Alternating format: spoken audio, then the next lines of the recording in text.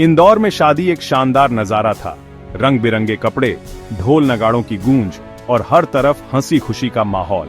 हर कोई इस नए जोड़े की खुशियों में डूबा हुआ था, जैसे किसी फिल्म का सेट हो। राजा रघुवंशी और सोनम, एक परफेक्ट कपल, उम्मीद और खुशियों से घिरे हुए थे। दोनों के चेहरे पर नई जिंदगी की चमक थी और हर कोई उनकी जोड़ी की तारीफ कर रहा था।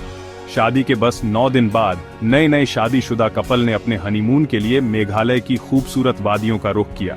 उनके चेहरे पर उत्साह और रोमांच साफ झलक रहा था। उन्होंने चेरापूंजी की हरियाली और कामाख्या मंदिर की रहस्यमयी खूबसूरती को देखने का प्लान बनाया था। ये जगहें हर कपल के ड्रीम डेस्टिनेशन मानी जाती हैं। राजा बहुत खुश था, हर पल ऑनलाइन शेयर कर रहा था, अपने दोस्तों और परिवार को अपनी खुशियों में शामिल कर रहा था। उसकी मुस्कान में एक मासूमियत थी, जैसे उसे आने वाले तूफान का कोई अंदाजा ही न हो। लेकिन सोनम के चेहरे पर एक अलग ही बेचैनी थी। वह बार बार अपने फोन में खोई रहती, जैसे किसी गहरे राज में उलझी हो। उसकी आंखों में डर और उलझन साफ झलक रही थी। राजा को बिना बताए सोनम एक जानलेवा प्लान बना रही थी। उसकी हर हरकत में एक अजीब सी घबराहट थी। वह किसी से छुप छुप कर बात कर रही थी, जैसे कोई बड़ा कदम उठाने जा रही हो। सोनम उन आदमियों से बात कर रही थी जिन्हें उसे मारने के लिए हायर किया गया था। ये मुलाकातें छुप छुप कर होती थीं और हर बार सोनम की धड़कनें तेज हो जाती थीं। कपल 3 दोस्तों के साथ शानदार वेई सॉडोंग फॉल्स गए। ये दोस्त असल में सोनम के प्लान का हिस्सा थे, लेकिन राजा को इसका जरा भी अंदाजा नहीं था। राजा के लिए यह जन्नत में एक और दिन था। वह प्रकृति की खूबसूरती में खोया हुआ था और अपनी नई जिंदगी के हर पल को जी रहा था। सोनम के लिए यह कत्ल के लिए चुनी गई जगह थी। उसके मन में डर और अपराध बोध की जंग चल रही थी, लेकिन वह अपने इरादों पर अडिग थी। स्टेज तैयार था, एक दूर की जगह जहां कोई मदद के लिए नहीं आ सकता था। प्रकृति की खूबसूरती के बीच छुपा था एक खौफनाक प्लान। एक भरोसा करने वाला पति जो अपनी पत्नी पर आंख बंद करके विश्वास करता था, और एक राज वाली पत्नी जिसके दिल में तूफान चल रहा था। शादी की पवित्र कस्में सबसे बेरहम तरीके से टूटने वाली थी। प्यार, वफादारी और भरोसे की दीवारें एक ही झटके में गिरने वाली थी। मेघालय का खूबसूरत नजारा जल्द ही एक खौफनाक धोखे का बैकड्रॉप बनने वाला था। बादलों की ओट में छुपा था एक ऐसा सच जो सबको हिलाकर रख देगा। राजा का सपनों का हनीमून असल में उसकी आखिरी यात्रा थी। जाल बिछाया गया था और हर कदम उसे मौत के करीब ले जा रहा था, और एक साथ भविष्य का वादा त्रासदी में खत्म होने वाला था। प्यार की जगह अब डर और धोखे ने ले ली थी। कोई भी उस अंधेरे की कल्पना नहीं कर सकता था जो सामने आने वाला था। एक परफेक्ट हनीमून की कहानी अब एक दिल दहला देने वाले सच में बदलने वाली थी। 23 मई की सुबह राजा और सोनम अपने होटल से अचानक गायब हो गए। वे एक खुशहाल जोड़े की तरह दिख रहे थे जो अपने हनीमून पर आए थे, लेकिन किसी को अंदाजा नहीं था कि उनकी किस्मत क्या मोड़ लेने वाली है। होटल के कमरे में उनके कपड़े, जूते और कुछ निजी सामान वैसे ही पड़े थे, जैसे वे जल्द लौटने वाले हों, लेकिन वे कभी वापस नहीं आए। उनके फोन अचानक बंद हो गए और इंदौर में बैठे परिवार के लिए यह चिंता की बात थी। बार बार कॉल करने के बावजूद कोई जवाब नहीं मिला। हर बीतता दिन परिवार की बेचैनी बढ़ा रहा था और उम्मीदें धीरे धीरे डर में बदलने लगी। आखिरकार परिवार ने पुलिस में गुमशुदगी की रिपोर्ट दर्ज करवाई। पुलिस ने तुरंत जांच शुरू की, लेकिन शुरुआती सुराग नदारद थे। घर में मातम का माहौल था और हर कोई बस एक ही सवाल पूछ रहा था, राजा और सोनम कहाँ हैं? पुलिस ने सोहरा की पहाड़ियों, घने जंगलों और झरनों के आसपास के इलाके को छान मारा। खोजी कुत्तों की मदद ली गई, लेकिन हर जगह सिर्फ सन्नाटा और रहस्य था। कोई सुराग नहीं मिला और समय तेजी से निकलता जा रहा था। फिर 2 जून को वेई सॉडोंग फॉल्स के पास एक खड्ड में एक सड़ी हुई लाश मिली, राजा रघुवंशी की। यह खबर सुनते ही परिवार टूट गया। पुलिस ने तुरंत इलाके को घेर लिया और फॉरेंसिक टीम को बुलाया। हनीमून का यह अंत बेहद खौफनाक था, लेकिन सोनम का कोई पता नहीं था। क्या वह भी इसी अंजाम का शिकार हुई थी या कहीं और छुपी थी? सोनम की तलाश अब और भी जरूरी हो गई थी। हर जगह उसकी तस्वीरें लगाई गईं और पुलिस ने लोगों से पूछताछ शुरू की। पुलिस को सोनम का मंगलसूत्र और शादी की अंगूठी उसके सूटकेस में पड़ी मिली। ये चीजें आमतौर पर कोई महिला छोड़कर नहीं जाती। ये एक चौंकाने वाला सुराग था जिसने केस को और उलझा दिया। अब ऑपरेशन हनीमून नाम से एक बड़ी टास्क फोर्स बनाई गई, जिसमें पुलिस, फॉरेंसिक एक्सपर्ट्स और लोकल गाइड्स शामिल थे। सभी का एक ही मकसद था, सच्चाई तक पहुंचना। जांच अब गुमशुदगी से मर्डर की ओर मुड़ गई थी। हर सुराग, हर गवाह की बात को गंभीरता से लिया जा रहा था। पुलिस ने होटल स्टाफ, टैक्सी ड्राइवर और आसपास के लोगों से पूछताछ शुरू की। पहला बड़ा रेड फ्लैग था सोनम के गहने, जो उसके सूटकेस में ही रह गए थे। क्या वह अपनी मर्जी से गई थी या उसे जबरन ले जाया गया? जैसे जैसे जांच आगे बढ़ी, कहानी ने एक चौंकाने वाला मोड़ ले लिया। हर नया सुराग मामले को और रहस्यमय बना रहा था। परिवार के सबसे बुरे डर अब सच हो चुके थे। दुख और सदमे का माहौल था, लेकिन वे अब भी सोनम के लौटने की उम्मीद लगाए बैठे थे।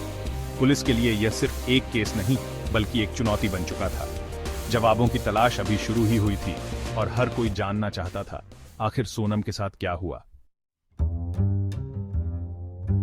जांच में एक दिल दहला देने वाली सच्चाई सामने आई। सोनम ने कभी राजा से प्यार नहीं किया था। वह इंदौर से अपने प्रेमी राज कुशवाहा के साथ शामिल थी और शादी एक मर्डर प्लॉट के लिए एक दिखावा थी। सोनम और राज ने 3 कॉन्ट्रैक्ट किलर हायर किए, उन्हें यूपीआई के जरिए पैसे दिए ताकि वे कपल का मेघालय तक पीछा करें।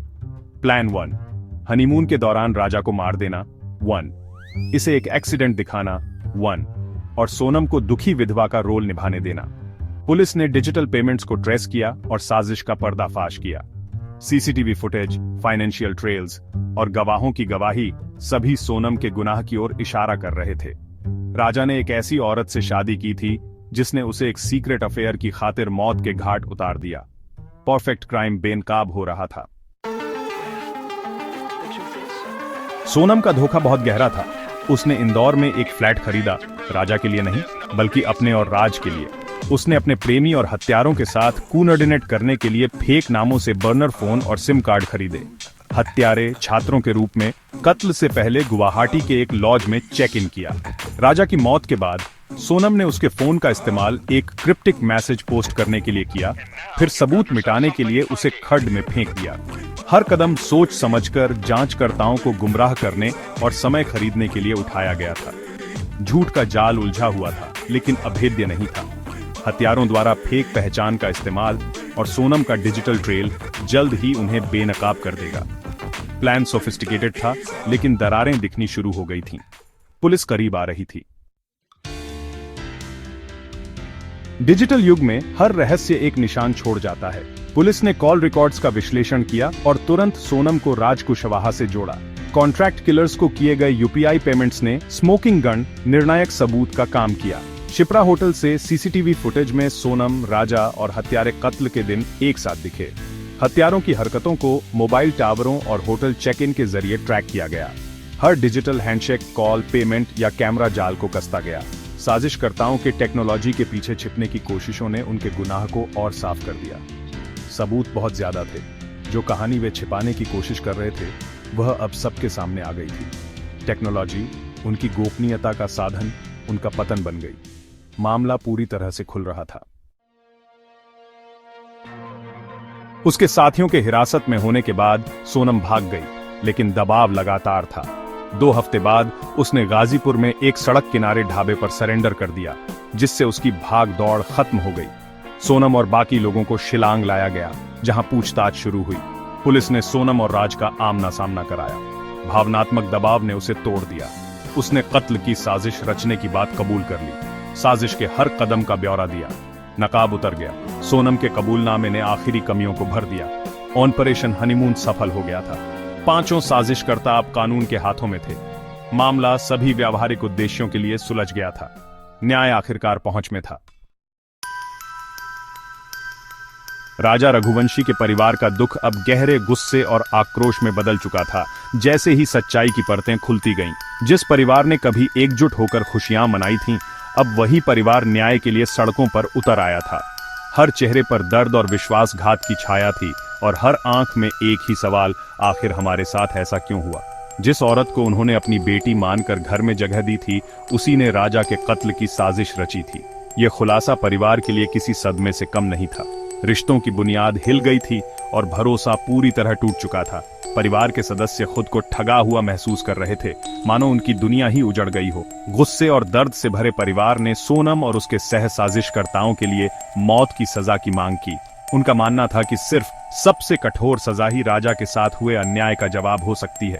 वे मीडिया के सामने बार बार यही दोहराते रहे कि अगर अपराधियों को सख्त सजा नहीं मिली तो समाज में अपराधियों का हौसला और बढ़ जाएगा। परिवार ने सोनम के रिश्तेदारों पर भी शक जताया। उन पर आरोप लगाया गया कि उन्होंने सोनम के अफेयर को छुपाया और शायद इस साजिश में उसकी मदद भी की। अब परिवार के भीतर भी तनाव और अविश्वास की दीवारें खड़ी हो गई थीं और हर कोई एक दूसरे पर शक करने लगा था। जैसे जैसे मामला बढ़ता गया, सीबीआई जांच की मांग भी तेज होती गई। लोगों का स्थानीय पुलिस पर से भरोसा उठ गया था। उन्हें लगता था कि निष्पक्ष जांच सिर्फ बाहरी एजेंसी ही कर सकती है। आम नागरिक भी परिवार के साथ खड़े हो गए और न्याय की मांग को और बुलंद किया। यह मामला अब सिर्फ एक परिवार तक सीमित नहीं रहा। मीडिया की सुर्खियों में छा गया और पूरे देश में बहस छिड़ गई। हर जगह लोग इस घटना पर चर्चा करने लगे और गुस्सा लगातार बढ़ता गया। सोशल मीडिया पर भी न्याय की मांग गूंजने लगी। #जस्टिस फॉर राजा जैसे हैशटैग ट्रेंड करने लगे और हजारों लोगों ने अपनी आवाज परिवार के समर्थन में उठाई। हर पोस्ट, हर शेयर न्याय की लड़ाई को और मजबूत बना रहा था। यह धोखा अब सिर्फ एक परिवार की निजी त्रासदी नहीं रहा, यह पूरे समाज में टूटे हुए भरोसे का प्रतीक बन गया। लोग अपने आसपास के रिश्तों पर भी सवाल उठाने लगे और अविश्वास की भावना फैलने लगी। राजा की मौत की गूंज दूर दूर तक सुनाई दी। समुदाय के लोग मोमबत्तियां जलाकर एकजुट होकर शोक मनाने लगे। ये त्रासदी अब एक परिवार से कहीं आगे बढ़ चुकी थी। ये पूरे समाज का दर्द बन गई थी। पूरा देश इस मामले को देख रहा था। हर कोई जवाब और जवाबदेही की मांग कर रहा था। राजा रघुवंशी के परिवार की न्याय की पुकार अब पूरे राष्ट्र की आवाज बन चुकी थी। सोनम के कबूलनामे के बावजूद राजा का परिवार मानता है कि साजिश और गहरी है। उनका मानना है कि कोई और मास्टरमाइंड शामिल हो सकता है, शायद जितेंद्र रघुवंशी, जिसका राज कुशवाहा से संबंध जांच के दायरे में है। लापता गहने 10 लाख रुपए के एक संभावित वित्तीय मकसद जोड़ते हैं। पुलिस इन कीमती चीजों का पता लगा रही है। उम्मीद है कि हत्यारों के मकसद को साफ कर सके। मामला अब डिजिटल सबूत, फॉरेंसिक रिपोर्ट और वेई सॉडोंग फॉल्स में एक नियोजित क्राइम सीन रिक्रिएशन पर टिका है। न्याय सुनिश्चित करने के लिए हर डिटेल को वेरीफाई किया जाना चाहिए। जांच जारी है, हर मोड़ पर नए सवाल सामने आ रहे हैं। क्लोजर का रास्ता अभी लंबा है। राजा रघुवंशी का मामला सिर्फ एक क्राइम नहीं है, यह समाज के सबसे अंधेरे कोनों का एक आईना है। एक दुल्हन का अपने हनीमून पर अपने पति के कत्ल की साजिश रचना भरोसे और प्यार का एक घिनौना धोखा है। यह मामला छिपे हुए इरादों, सामाजिक दबाव और अनियंत्रित इच्छाओं के खतरों को उजागर करता है। यह हमें सवाल करने पर मजबूर करता है कि ऐसा धोखा परिवारों और रिश्तों में कैसे पनप सकता है। जब प्यार एक झूठ हो और भरोसा एक हथियार हो तो त्रासदी तय है। यह कहानी गोपनीयता और नैतिक पतन के परिणामों के बारे में एक चेतावनी है। जैसे ही राष्ट्र सोचता है, परेशान करने वाला सवाल बना रहता है, हम कहां इतने गलत हो गए। जवाबों और न्याय की तलाश जारी है।